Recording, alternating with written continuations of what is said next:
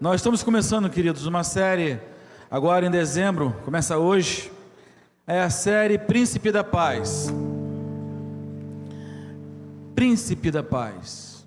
Estamos em dezembro, o ano praticamente já foi embora, parece que foi ontem que a gente estava aqui no Ano Novo, na vigília do Ano Novo, nos alegrando, e de repente, 1º de janeiro, e hoje já é 3 de dezembro de 2023.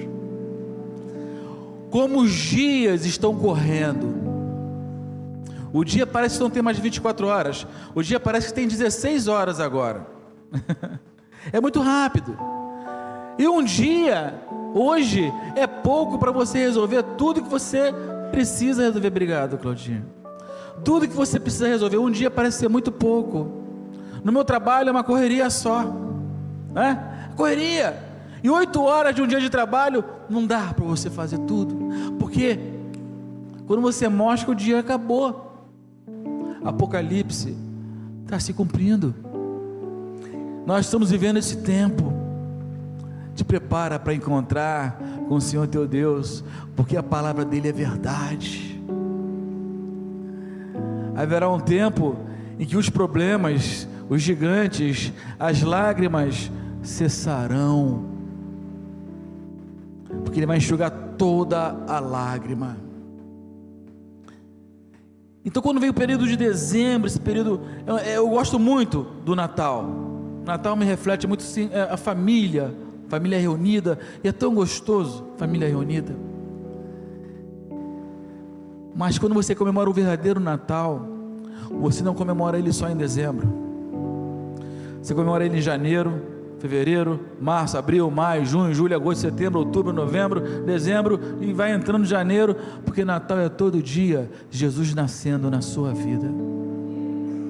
Natal é todo dia Jesus sendo verdade na minha vida e na sua vida.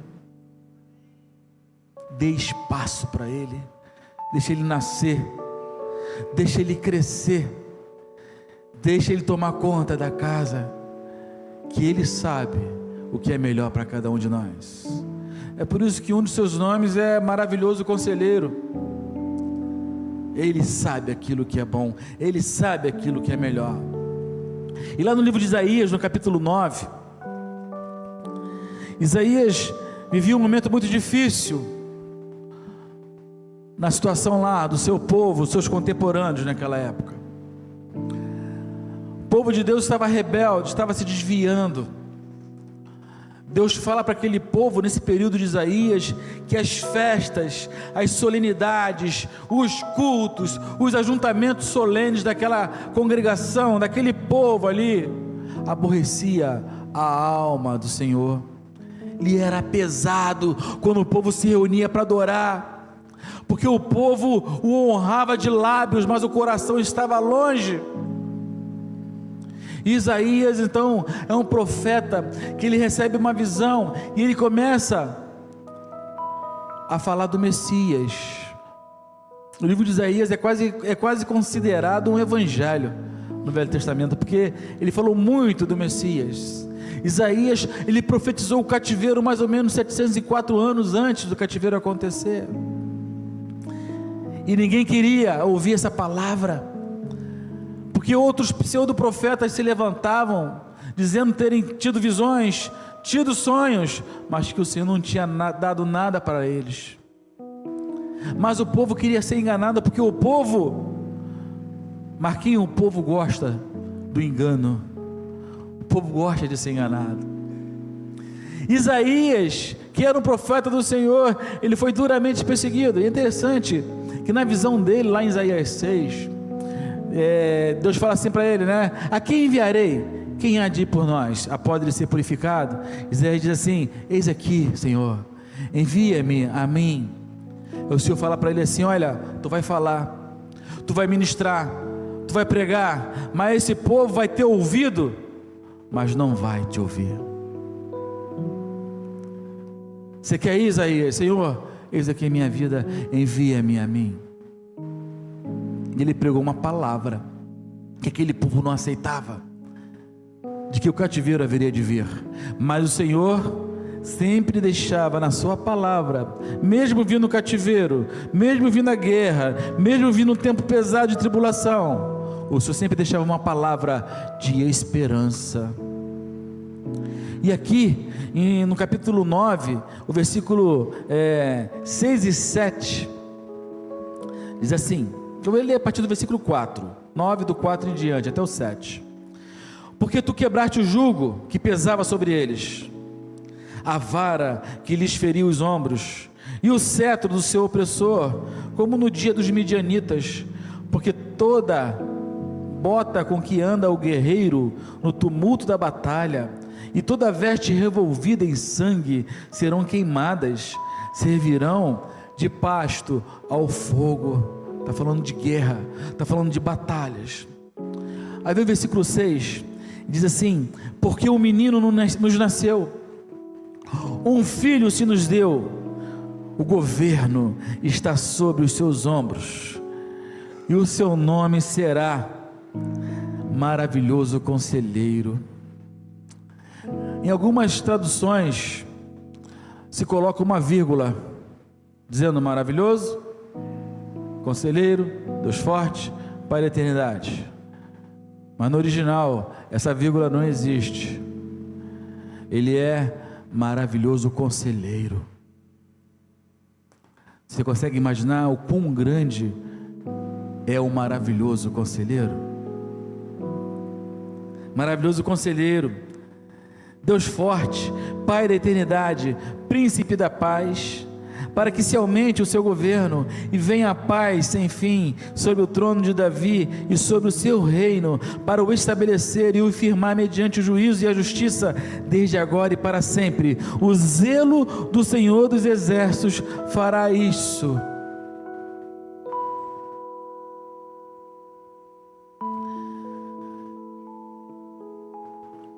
Um grande presente foi enviado a nós. E nesse período que a gente chama de dezembro, de período do Natal, quando você começa a ouvir aquela musiquinha que já é Natal em algum lugar aí, já é Natal, né? Esse Natal do comércio, esse Natal do mercado, que fala de comida, que fala de bebida, que fala de presente, que fala de Papai Noel, que fala de panetone, que fala que ruas decoradas com pisca-pisca, luzinha, árvore de Natal. A gente vê famílias programando grandes encontros, igrejas preparando programas especiais. Por quê? É a celebração do nascimento do Filho de Deus. Mas na realidade, quem é o Jesus do Natal? A qual Jesus você está buscando? A qual Natal você se refere? Ao Natal de Jesus ou ao Natal do comércio? Porque o que eles puderem fazer para confundir, para trazer confusão na mente das pessoas, eles vão fazer. O inimigo, ele é muito astuto. Então, quem é o Jesus do Natal? Eu quero dizer que ele é maravilhoso conselheiro. Maravilhoso conselheiro. Há um ditado no mundo que diz que se conselho fosse bom, ninguém daria, você venderia, né? Mas Jesus, ele é o maravilhoso conselheiro, porque nele há esperança. Eu fico imaginando, queridos, pensa comigo, o nascimento de Jesus, o nascimento dele marcou a entrada do eterno no tempo. A gente está falando aí de Kairos, de Cronos, que é o nosso tempo, né? Marcou a entrada do Kairos no Cronos. O eterno entrou no nosso tempo. O infinito, ele se tornou finito. O verbo de Deus se vestiu de pele humana. O verbo de Deus, ele calçou as sandálias da humildade. Ele pisou o nosso chão. Ele comeu o nosso pão. Ele bebeu da nossa água, Ele sentiu a nossa dor, Ele chorou nossa lágrima, e Ele levou sobre si o nosso pecado. Você não tem noção da dimensão do que é o presente que Deus te deu. Você não tem noção da dimensão que é o presente que é esse Jesus, que às vezes a gente fala assim, parece estar vazio. É tão grande o presente que Deus te deu, é para ser tão valorizado, porque Ele sendo Deus, levou sobre si o nosso pecado. Ele sendo Deus, Ele se fez homem. Ele sendo rico, Ele se fez pobre. Ele sendo Rei dos reis, Ele se fez servo, para que nele nós fôssemos feitos justiça de Deus. Meu querido, quando Deus olha para a sua vida, quando você se arrepende de algum pecado, de alguma situação, Deus olha para a sua vida e diz assim: olha, eu não vejo pecado na sua vida, eu vejo o sangue do meu Filho derramado sobre sua vida, a minha graça está sobre a sua vida. Nada pode te separar de Deus, nada, apenas uma coisa: o pecado. O pecado, ele causa essa separação. Foi por isso que Ele veio aqui a esse mundo, foi por isso que o Verbo se fez carne, porque onde Jesus está, o aflito, ele encontra consolo, o perdido, ele acha o caminho, o humilhado, ele se levanta com dignidade. E aqui, a Galileia, que estava em trevas, ela viu uma grande luz, ela encontra a luz em Jesus Cristo. Então, Jesus conhece todas as coisas, e Ele pode todas as coisas, porque o seu amor é um amor sacrificial. A gente vai relembrar aqui o sacrifício de Jesus Cristo na cruz. O seu amor é sacrificial. Só que o sacrifício dele não foi apenas quando ele entrou naquela cruz, subiu naquela cruz, não foi apenas a coroa de espinho, não foi apenas as chibatadas. O sacrifício dele foi toda a vida dele aqui nesse mundo, foi tudo que ele fez por nós. Sabe o que é um Deus abrir mão na sua glória? Filipenses diz lá, Filipenses 2, que ele não usurpou de ser igual a Deus, mas a si mesmo se esvaziou. Ele abriu mão da sua eternidade para entrar no nosso tempo, no nosso cronos. Ele teve que aprender a andar, a respirar, a falar. Ele se limitou a um corpo humano. Isso é Natal. Isso é puro amor, sem pedir nada em troca. Nada em troca. O que está vendo contigo? O que está vendo comigo? Porque quando a coisa aperta, quando o gigante vem, a enfermidade vem, o problema vem, eu não sei o que vem, mas um monte de coisa nessa vida há de vir sobre a minha vida e há de vir sobre a sua vida. Mas existe um Deus que é coluna, que é imutável, que é sol, que é escudo, que é fortaleza, que é maravilhoso conselheiro, que sabe todas as coisas e tem a sua vida na palma das mãos dele. Confia em Deus, querido, confia em Deus. Esse mundo não vai melhorar, não. Esse mundo não vai melhorar, é profecia, vai piorar. Guerra, tribulação, enfermidades. Abra lá em Mateus 24 e leia Mateus 24, é o jornal do dia de hoje. Haverá terremoto, fome, peste, mortandade, epidemias, um monte de coisa. O mundo vai piorar, mas aquele que tem Jesus Cristo, ele tem a verdadeira paz. Você tem paz no seu coração, amém? Glória a Deus. Porque problemas vão vir, mas tenha paz, tenha Jesus Cristo, tenha certeza da presença dele contigo. O seu amor é sacrificial. A sua bondade, ela é infinita. A sua misericórdia dura para sempre. E o que eu gosto de ver em Jesus é o seguinte: é porque Ele não aponta para a verdade, Ele é a própria verdade. Ele não somente orienta você, Ele é o próprio caminho. Você consegue imaginar isso? Ele não apenas guia cansados pelos caminhos da vida, Ele é a própria vida. Ele fala: eu sou o caminho, eu sou a verdade, eu sou a vida. Ninguém vem ao Pai senão por mim. Quem é esse Jesus do Natal? Ele é o Cordeiro de Deus que tira o pecado do mundo, queridos. Ele é aquele Cordeiro que foi morto e que reviveu, que ressuscitou. Ele é a raiz de Davi, Ele é o leão da tribo de Judá. Ou seja, Ele é o profeta e Ele é a própria mensagem. Você consegue? Alfa e ômega. Ele é o profeta e Ele é a própria mensagem. Ele é o sumo sacerdote e Ele é o próprio sacrifício. A Bíblia de Gênesis, a Apocalipse, ela está falando do Filho de Deus, de Jesus Cristo.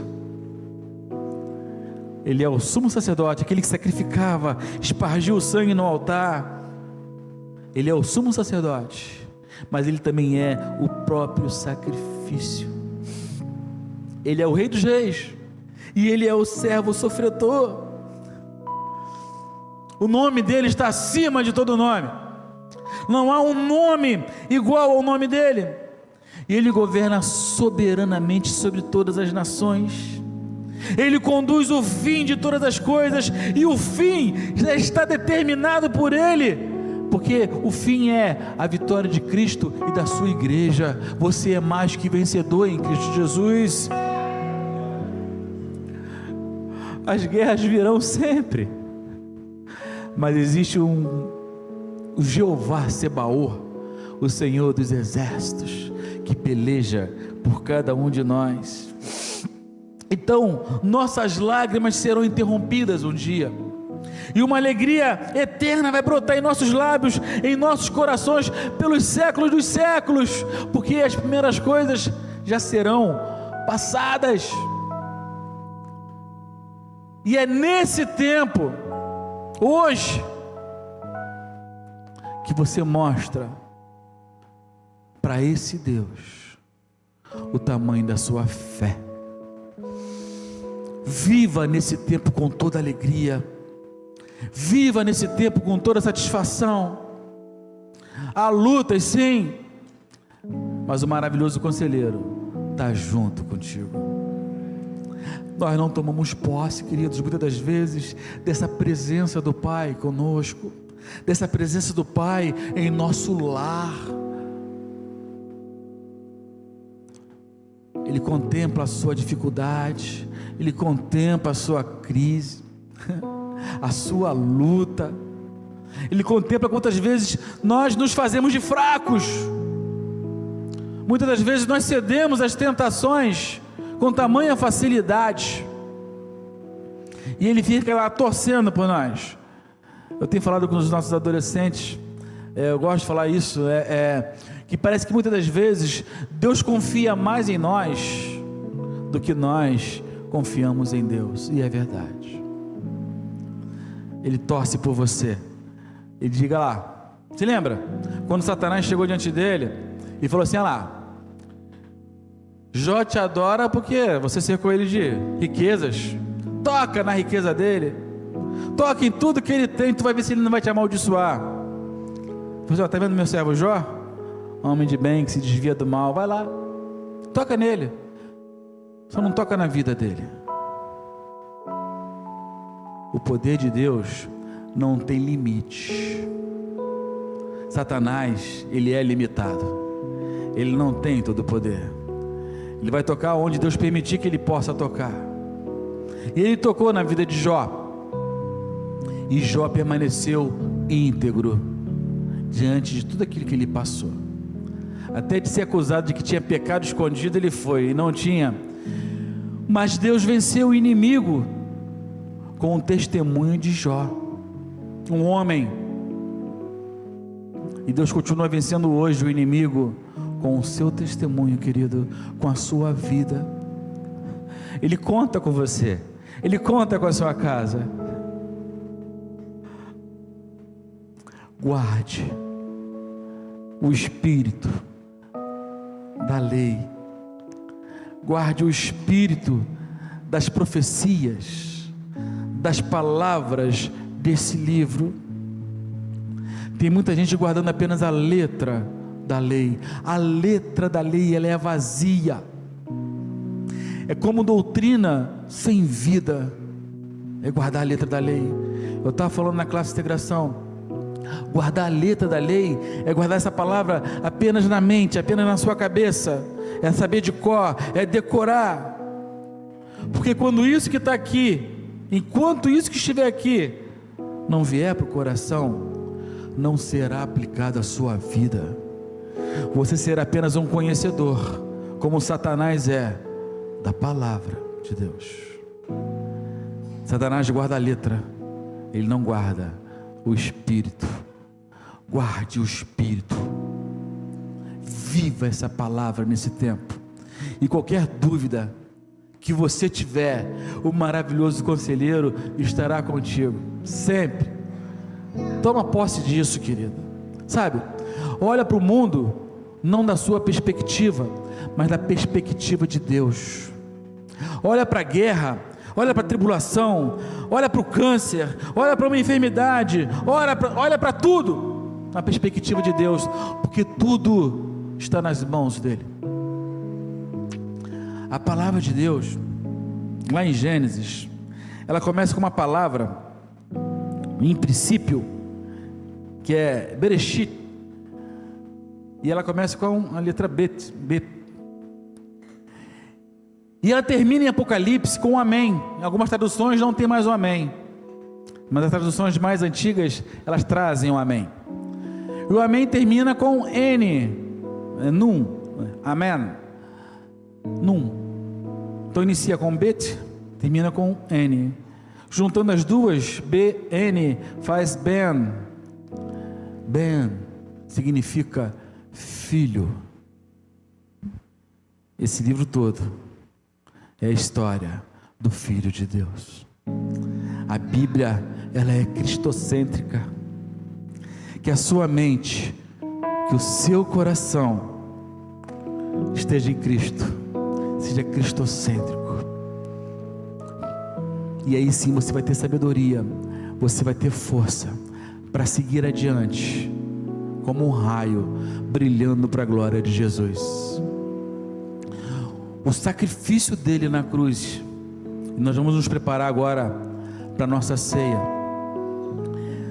Interessante como tem um nascimento, e de repente ele chega a 33 anos de idade, e na altura dos seus 33 anos de idade, um homem está cheio de planos para a vida ainda, mas Jesus já sabia que aos seus 33 anos ele iria subir aquela cruz. Querido, você consegue imaginar isso? O que é um homem aos 33 anos de idade saber que ele tinha que subir a cruz, que ele tinha todo o poder para dizer não, que ele tinha todo o poder para amaldiçoar todo mundo e seguir a vida dele, mas ele abriu mão da sua própria vida por você. O que eu estou esperando